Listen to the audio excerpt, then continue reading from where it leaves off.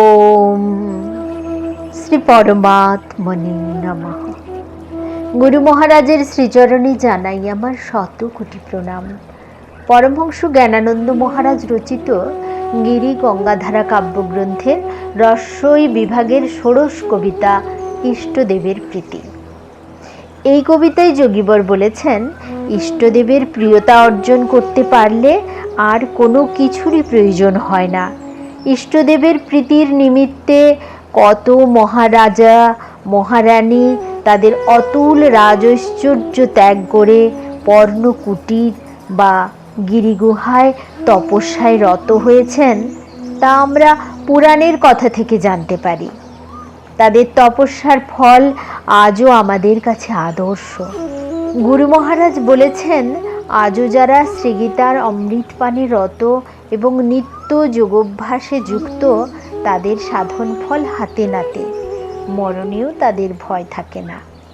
শুরু করছি হর্ষই বিভাগের ষোড়শ কবিতা ইষ্টদেবের প্রীতি।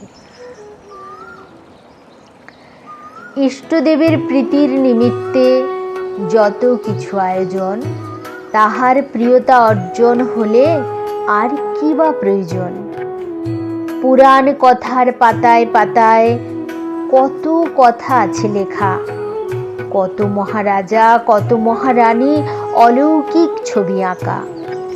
রাজৈশ্বর্য রাজভোগ ত্যাজি হয়েছেন বনবাসী, পর্ণকুটির কিংবা গিরিগুহায় তপ করিলেন বসে।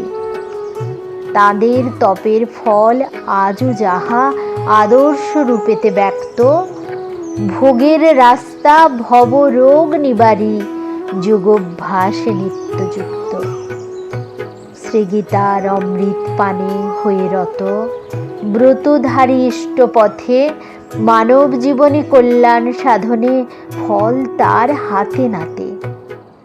ইষ্টপ্রীতিতে বিশিষ্ট রূপেতে শিষ্টের আচরণে, জ্ঞানানন্দ কহে যোগে যুক্ত যোগী, ভয় কি বা থাকে মরণে। হরি ওম তৎসৎ।